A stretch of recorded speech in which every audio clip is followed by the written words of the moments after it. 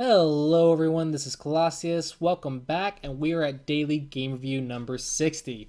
Today we have Frankcao 13Q versus X1117 12Q. So we got a 13Q versus a 12Q.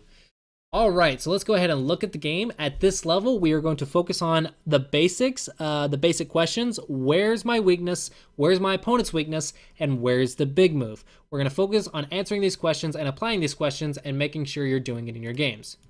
So let's get started.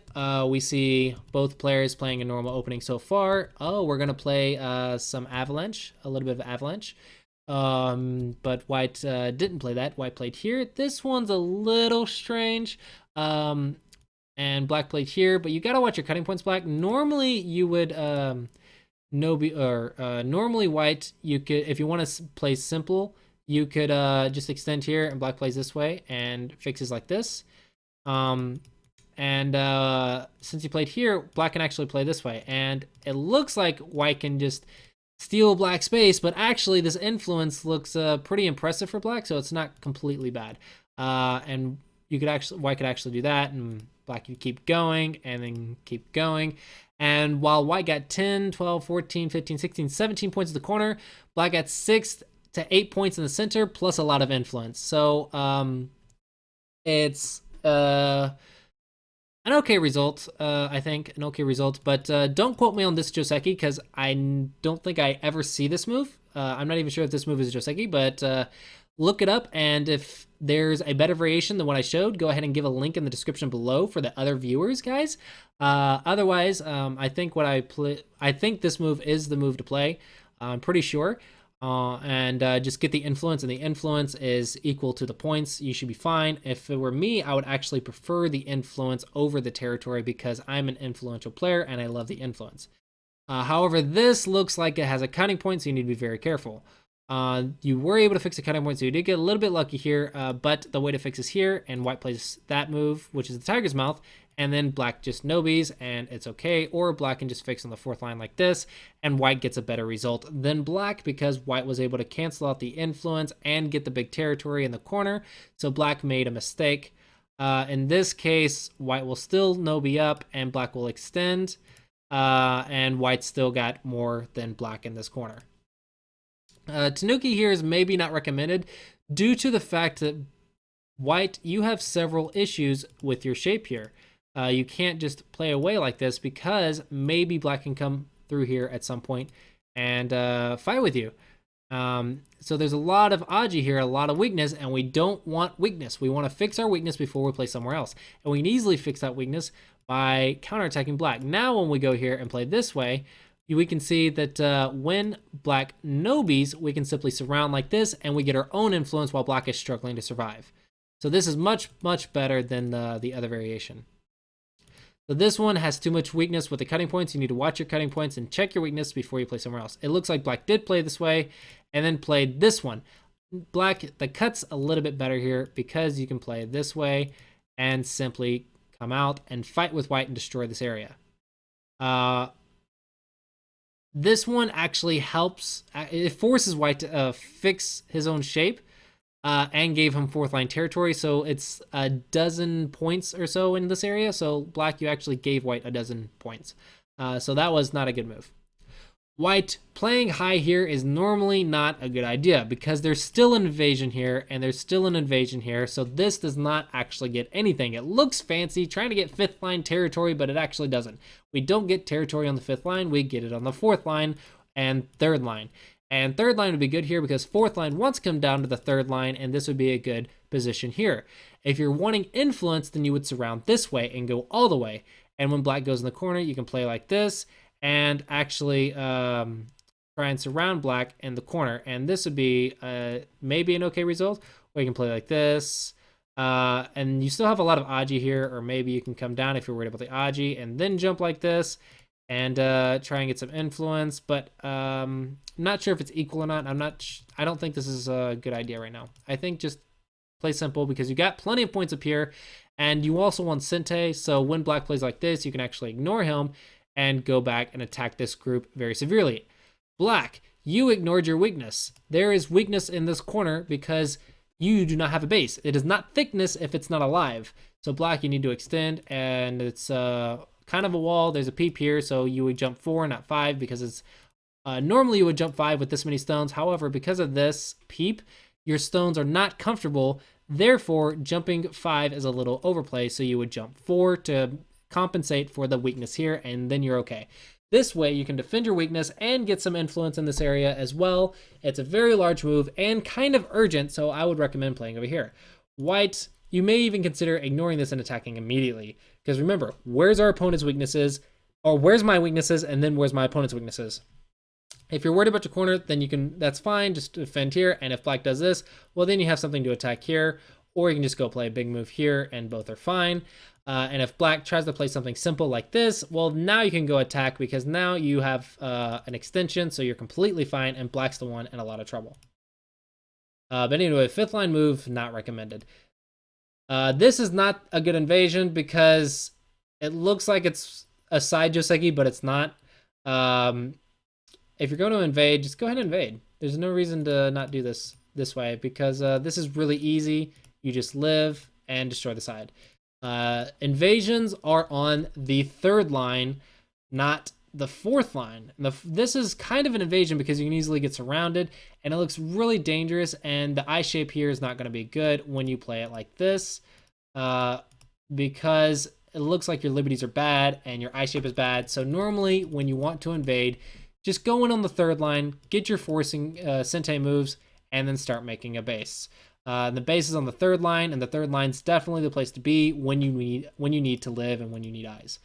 White, you need to surround. Do this, or at least this. You need to attack. That's the purpose of influence, is to attack. This is not territory. This is influence. Trying to make it territory is using influence in the wrong way. Influence is used to attack, not to make points. You'll make points while attacking, but this is not the way to do it. Here, black is now it's too late. Black is going in, so you have to block, and then black easily jumps out. And you need to block your points up here, because those are your points. However, you tried to surround black, but this is way too late, and your shape's really bad here, because now you can do this, and this is a broken shape, and black can just cut through you everywhere, and it's such a disaster for you here. This is very dangerous. Instead, black chose to go here. Black, just stay strong and just cut through white's shape, and you're fine. You don't even have to worry about anything. Even if white wants to play like this, you just connect, white plays like this, and then you just cut this stone, and you're fine.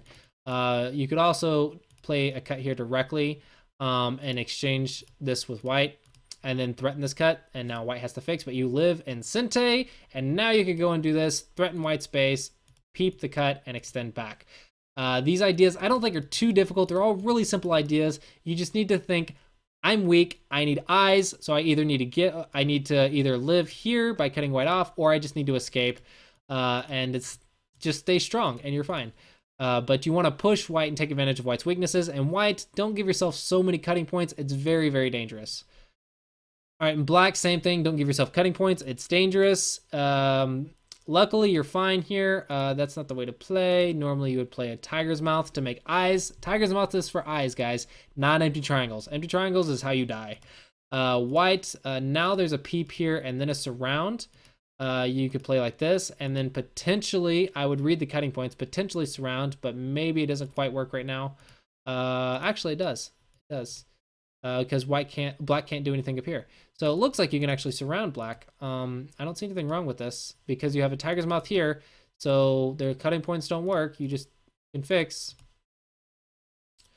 So yeah, you're completely fine. So white can actually seal in black, and that way, that means this move is the proper move, because black gets sealed and black doesn't have eyes, so black has to live, and white can easily seal black in and reduce him down to 2 or 3 points and Sente, and then white can come back and attack this stone.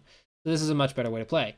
Blacks, you need to live more efficiently and work on your eyes. Tiger's mouth is good for eyes, and white, you need to steal the tiger's mouth and steal the eye shapes much quicker. Otherwise, your opponent's going to live very easily.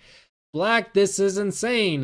You need the tiger's mouth. If you play this move like this, what happens when white plays here and just pushes your eyes down to zilch? And then you're gonna die. The entire group's dead if you play this way. So you cannot do this. You cannot play on the second line and do all these jumps if your opponent can just push and do a throw in to reduce your eye shape. This is very dangerous, and that usually these will get you killed. Black does actually play this way, or white does actually play this way, and now black is in a lot of trouble. White, no, wait, just play here. Because even if black takes, you just connect. Black does not have two eyes. You can just push. There's no two eyes. Even if black connects, that's still only one eye, no matter what black does. And there's no eyes over here. So black is completely dead.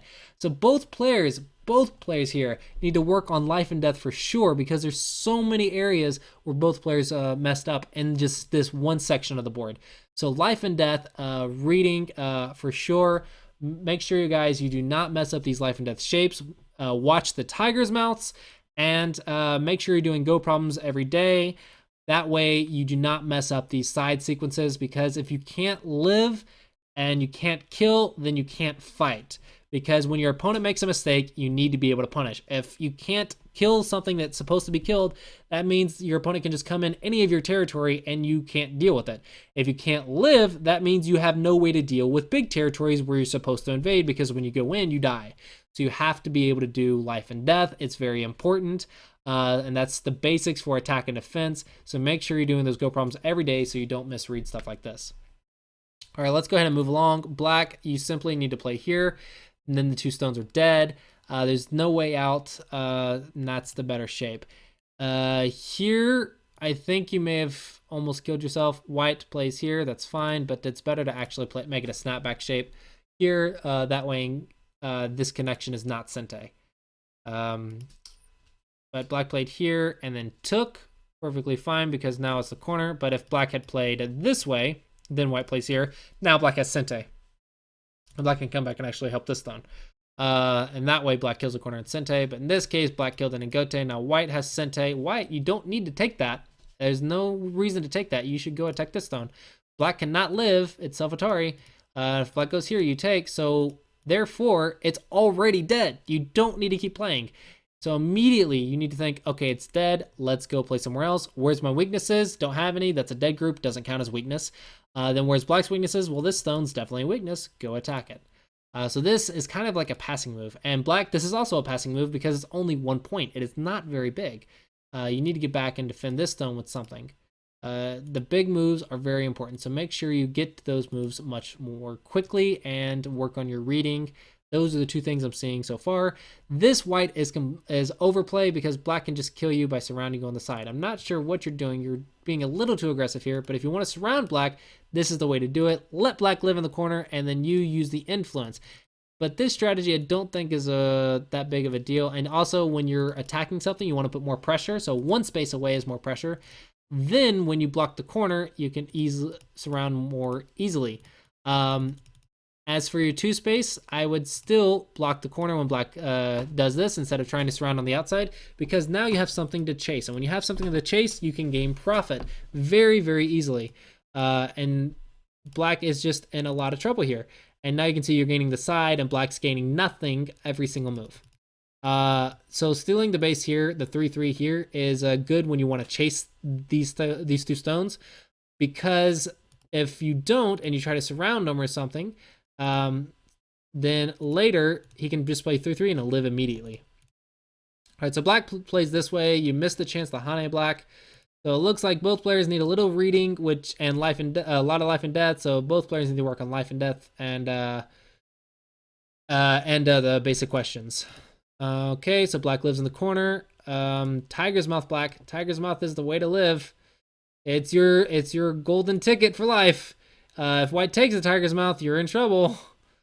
You're in trouble. Okay, so you do play the tiger's mouth. All right, good. White, go ahead and Atari once for free, and now you can Chiniki. But go ahead and get that exchanged. It's free, no reason not to get it. All right, so black tried to go in. Black, just defend yourself. Don't get yourself attacked so easily. There's so many white stones here. Just defend yourself, and then you can reduce later. But if you play this way and white jumps up, then perhaps your stone can die. Or your stone's in a lot of trouble at the very least. Trying to attack here, well, who's attacking who? It looks like black's trying to cut off white, but white has a gigantic wall to push you towards, and white pushed black towards the gigantic wall. something like this. And now you can see black's in a lot of trouble and white is doing great to surround black. And that's how you attack, is you surround and use your thickness by pushing your opponent towards the thickness, because then they run out of places to play. They run into your wall, your strong group, and they struggle to make eyes. That's the way to attack. This is not the way to attack, because it looks like white's defending while defending his wall, but his wall's super strong, and you should be using it to attack with by pushing your opponent towards it. This is the wrong direction. Now we see playing white is trying to surround. However, you do need to be careful about this cutting point in the future.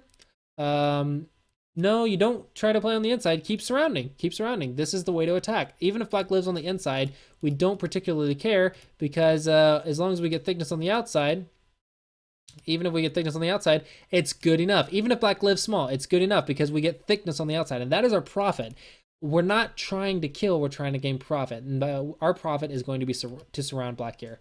This is a little too much, but it seems black's getting tricked here. So again, life and death, attack and defense needs a lot of work, guys. Don't give up. This is still a weak group, so don't give up the attack. Keep attacking and push it towards the thickness, and you're doing great, white. So I think that is the biggest issues of this game, is the attack and defense. White, you need to defend that cut. If you go here and black can get a cut and maybe do something, then maybe there's a lot of Aji here. So be careful. Too many cuts. So yeah, I'm gonna stop here, because we've seen the biggest weaknesses in this game is the attack and defense and life and death.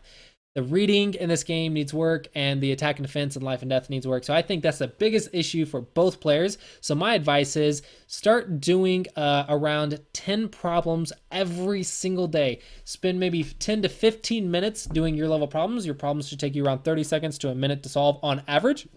Some problems may take a little bit longer. Some problems may take a little less, but on average, around 30 seconds to a minute per problem, and spend around 10 to 15 minutes a day doing Go problems. This will really advance your reading and really help you in attack and defense. All right, I hope you guys enjoyed that. I hope you found it helpful, and I will see you guys next time.